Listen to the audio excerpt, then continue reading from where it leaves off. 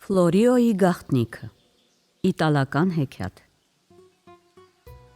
Այս դեպքը պատահել է Ֆլորենցիա քաղաքում։ Էլ ուրիշ որ քաղաքում կարող էր պատահել։ Այստեղ խոսքը չքնաղ արձանների մասին է։ Իսկ Ֆլորենցիան ամբողջ աշխարհին հայտնի է որպես քանդակագործների, նկարիչների և ճարտարապետների մի հիասքանչ քաղաք։ Եվ ահա, փառահեղ Ֆլորենցիա քաղաքում ապրում էր Ֆլորիո անունով մի երիտասարդ քանդակագործ։ Նրա հատիչով քանդակված մարմարե կամ բրոնզաձույլ արձանների համար հսկայական գումարներ էին վճարում։ Բայց Ֆլորիոն աղքատ էր և համարյա օրվա հացի կարոտ։ Ինքն անհայտ էր, անունը ոչ ոք չգիտեր։ Մինչդեռ նրա ուսուցչի, վարպետ Ֆաբիանոյի անունը, համարյա չէր իջնում արվեստը գնահատողների շուրթերից։ Ֆաբիանոն իսկապես մի ժամանակ լավ քանդակագործ էր և լավ նկարիչ։ Իտալիայի բոլոր ծայրամասերից նրա մոտ էին գալիս երիտասարդ նկարիչներ, որպեսզի նրանից վարպետություն սովորեն։ Բայց փառքը պտտեցրեց Ֆաբիանոյի գլուխը։ Նա արդեն վաղուց մտածում էր իր անվան և հարստության մասին։ Ընկերություն էր անում միայն նշանավոր մարդկանց հետ և նույնիսկ հասավ այն բանին, որ արժանացավ դուքսի ուշադրությանը։ Այլևս հազվադեպ էր ձեռքը հատիչ կամ վրձին առնում։ Հենց այդ ժամանակ էլ նրա մոտ աշակերտ ընդունվեց 15-ամյա պատանի Ֆլորիոն։ «Ասա ինձ, վարպետ», առաջին օրը հարցրեց նա, «ինչպես քանդակել արձանը, որպեսզի նա շատ գեղեցիկ լինի»։ «Շատ հասարակ», ծիծաղեց Ֆաբիանոն, «և շատ դժվար։ Ես քեզ կպատասխանեմ ամենամեծ վարպետներից մեկի՝ Միքելանջելոյի խոսքերով. վերցրու մի կտոր մարմար և նրանից հատիր այն բոլորը, ինչ պետք չէ»։ Ֆլորիոն շատ մտածեց այդ խորհրդի վրա, իսկ ավելի շատ աշխատեց։ Անցավ 1 տարի, 2, 3։ Մի անգամ Ֆաբիանոն ուշ երեկոյան վերադառնալով աղմկոտ կառնավալից մտավ իր արվեստանոցը։ Հեռավոր անկյունում վառվում էր մի մոմ։ Մոմի լույսի տակ աշխատում էր Ֆլորիոն։ Ֆաբիանոն ետևից անաղմուկ մոտեցավ և հիացմունքից քարացավ տեղում, հիանալով պատանու հատիչի տակից դուրս եկած քանդակներով։ Ֆաբիանոն տխրությամբ մտածեց, որ աշակերտը առաջ է անցել իրենից։ Հիացմունքը փոխարինվեց նախանձով, իսկ հետո վախով։ Նա կարծես լսում էր, թե ինչպես են ամենուր արդեն խոսում Ֆլորիոյի մասին, իսկ իր Ֆաբիանոյի անունը չեն էլ տալիս։ Կառնավալի ուրախ դիմակը նրա ձեռքից ցած ընկավ։ Ֆլորիոն ցնցվեց ու ետ շրջվեց։ Ֆաբիանոյին տեսնելով նա գլուխ տվեց ու ասաց. «Վարպետ, հապա նայեք, ես որևէ բանի հասել եմ, թե ոչ»։ «Դե ինչ, վատ աշխատանք չէ», անփութորեն պատասխանեց Ֆաբիանոն։ «Աշխատանքդ իզուր չի անցել, բայց հավատա իմ փորձին, անուն չունեցող նկարչի ստեղծագործության վրա ինչքան էլ այն լավը լինի, ոչ ոք նայել անգամ չի ուզում։ Ամբոխը խոնարհվում է միայն համբավ ունեցողների առաջ։ Բայց ես քեզ կօգնեմ։ Ես համաձայն եմ, որ իմ անունը քանդակվի պատվանդակի վրա։ Ավելին կանեմ, դրա համար ես քեզ 100 ֆլորին կվճարեմ, չնայած ոչ մի մարգարե չի կարող ասել, թե ես ետ կստանամ արդյոք վճարածիս գոնե 10-րդ մասը։ «Օհ, շնորհակալություն, ուսուցիչ», բացականչեց բարեհոգի Ֆլորիոն, «որքան բարի եք իմ նկատմամբ։ Ինձ համար ամենալավ վարձատրությունն այն է, որ մարդիկ տեսնեն իմ արձանը, և գուցե այն որևէ մեկին ուրախություն կբերի»։ «Եթե դու ավելի լավ աշխատես, ես երևի համաձայնեմ իմ անունը դնել նաև մյուս արձանների վրա։ Նրանցից յուրաքանչյուրի համար ես քեզ առատորեն կվարձատրեմ, դե մի 100 ֆլորին։ Բայց հիշիր, ոչ ոք չպետք է իմանա մեր պայմանի մասին»։ «Հա, երդվում եմ, երդվում եմ իմ հատիչով, պատասխանեց պատանին։ Այդ մասին իմ բերանից ոչ ոք ոչինչ չի լսի։ Ահա թե ինչու Ֆլորիոն մնաց աղքատ ու անհայտ, իսկ Ֆաբիանոյի փառքը փայլեց նոր լույսով։ Ֆլորիոն մի մտերիմ ընկեր ուներ, երիտասարդ պոետ Սիմոնեն։ Չնայած նրանցից մեկը աշխատում էր հատիչով, իսկ մյուսը բանաստեղծական հիանալի տողեր էր հյուսում, բայց դատողությամբ նրանք մոտիկ էին ինչպես արյունակից եղբայրներ։ Նրանք ժամերով զբոսնում էին Ֆլորենցիայի շրջակայքում, միասին անցկացնում ժամանակը։ Սիմոնեն հաճախ կարդում էր իր և ուրիշների բանաստեղծությունները։ Ֆլորիոն միշտ խոսում էր ուրիշ վարպետների ստեղծագործությունների մասին և ոչ մի խոսք չէր ասում իր մասին։ Սիմոնեն մտովի հարցնում էր ինքն իրեն. ինչու է Ֆլորիոն զգայուն լարի նման արձագանքում գեղեցիկին, իսկ իրականում քարշ է գալիս որպես ենթավարպետ և ինչպես երևում է ոչինչ չի ստեղծագործում։ Նրան զարմացնում էր նաև մի ուրիշ հանգամանք։ Հանուն Բաքոսի, ուրախության Աստծո, բացատրիր ինձ,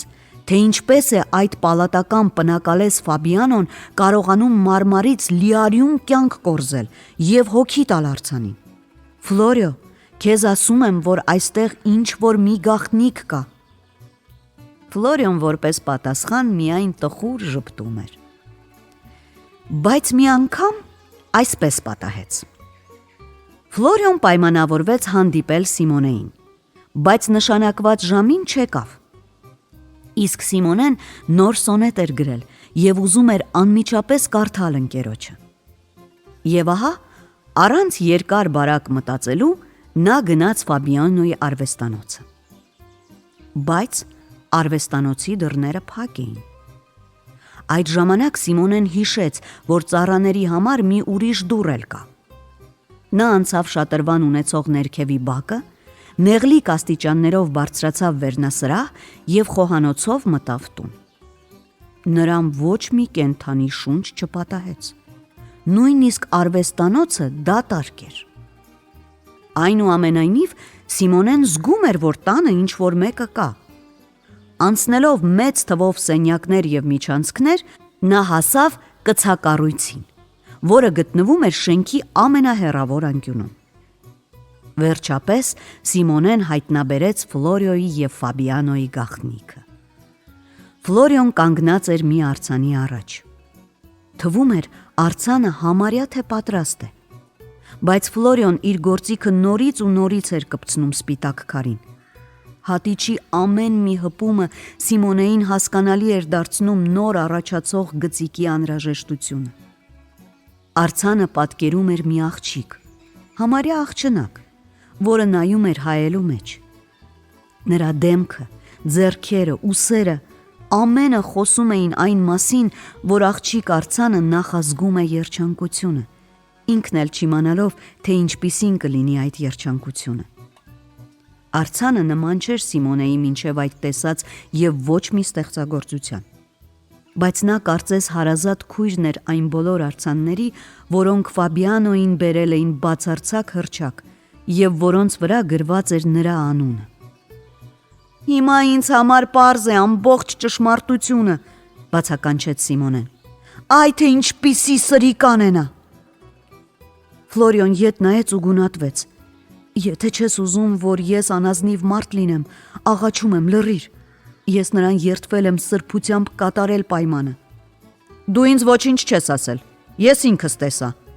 առարկեց Սիմոնեն։ Ֆաբիանոն դրան երբեք չի հավատա, գլուխը տարուբերեց Ֆլորիոն։ Եվ նա այնքան խնդրեց իր ընկերոջը ուրիշներին չասել պատահման բացահայտված գաղտնիքը, որ Սիմոնեն համաձայնեց։ Մի շաբաթ անց Ֆաբիանոն ֆլորենցիացիներին հայտարարեց, որ ինքը ավարտել է մի նոր արձան, և ով ցանկանում է, կարող է գալ այն տեսնելու։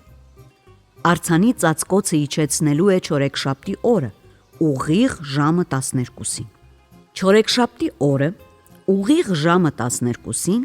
Ֆաբիանոյի արվեստանոցն էին հավաքվել բազմաթիվ մարդիկ։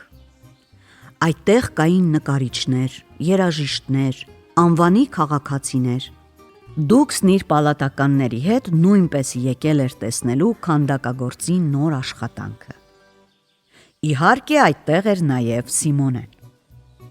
Մի կողմ քաշված և կանգնած էր նաև ոչ մի համբավ չունեցող ենթավարպետ Ֆլորիոն։ Հավաքվածներից շատերը նույնիսկ նրա անունը չգիտեին։ Ահա Ֆաբիանոն քաշեց արձանը ծածկող կտորի փեշից։ Արվեստանոցում հավաքված ամբոխը հիացմունքից քարացավ։ Առաջինը խոսեց Դուքսը, չէ որ նա էր քաղաքի ամենանշանավոր մարդը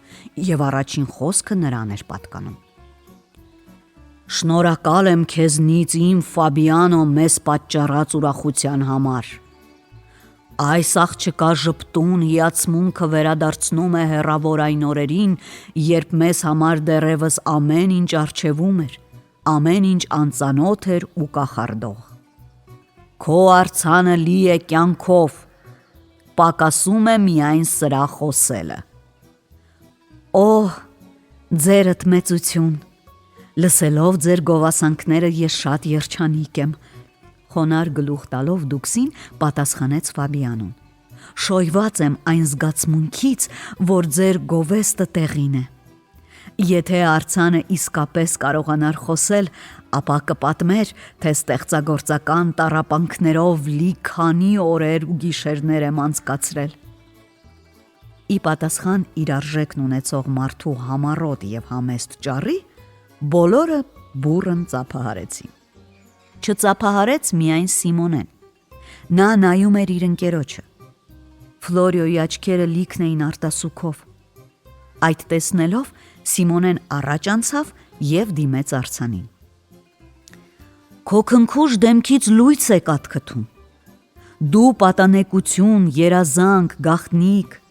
զուր ես դու հայելում պատասխան փնտրում,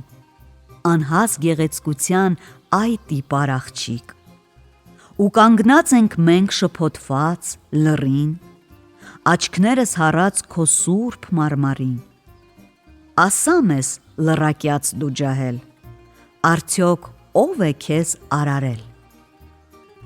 Եվ հանկարծ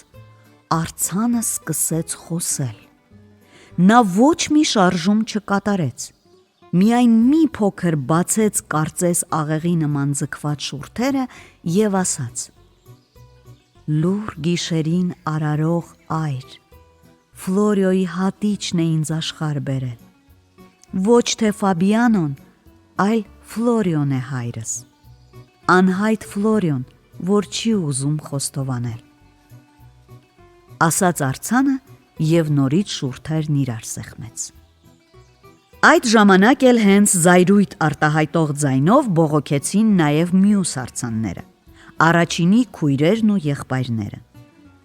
Ջնջեք մեր վրայից խայտառակությունն աղաղակող, մեզ կերտել է Ֆլորիոն, իսկ Ֆաբիանոն գող է։ Արվեստանոցում նորից լռություն տիրեց։ Բոլորը կանգնել էին կարծես կայծակնահար եղած։ Հետո նայեցին շուրջները, հայացքով փնտրեցին Ֆաբիանոն,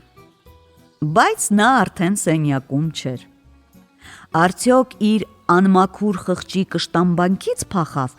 թե վախեցավ Դուքսի անողոք զայրույթից և համաքաղաքացիների ոչնչացնող արհամարանքից, հայտնի չէ։ Ֆլորիո, էվիվա Ֆլորիո, կեցցե Ֆլորիոն, միաձայն գոչեցին արվեստանոցում հավաքվածները։ Իսկ Դուքսն ասաց. Ով իր ոչխարները արածեցնում է ուրիշի արոտավայրում, վաղ թե ուշ կորցնում է ամբողջ հոտը։ Բոլոր աղվեսները իրար հանդիպում են մուշտակագործի խանութում։ Եթե սատանան թաքցնի իր կոտոշները, միևնույն է, նրան կճանաչեն իր պոչից։ Պոչն էլ թաքցնելու դեպքում կմատնեն նրա պճեղները։ Երդվյալ սրիկա Ֆաբիանոն այժմվանից իր վրա հաստատեց այս ասացվածքները։ Բայց բացատրիր ինձ, Սիմոնե, այդ ինչ ուժով ստիպեցիր մարմարին խոսել։ Ես մտածում էի, որ մեր լուսավորյալ դարում հրաշքներ չեն լինում։ Սիմոնեն պատասխանեց. Այստեղ հրաշք չկա, նայեք արձաններին ձերդ մեծություն, նրանք համր են, բայց հենց հիմա էլ գոռում են, թե ով է իրենց քանդակել։ Արվեստի ամեն մի իսկական ստեղծագործություն, լինի դա նկար, քանդակ, երաժշտություն, խոսում է իր ստեղծագործողի լեզվով։ Ես կարողացա միայն այդ լեզուն ավելի հասկանալի դարձնել։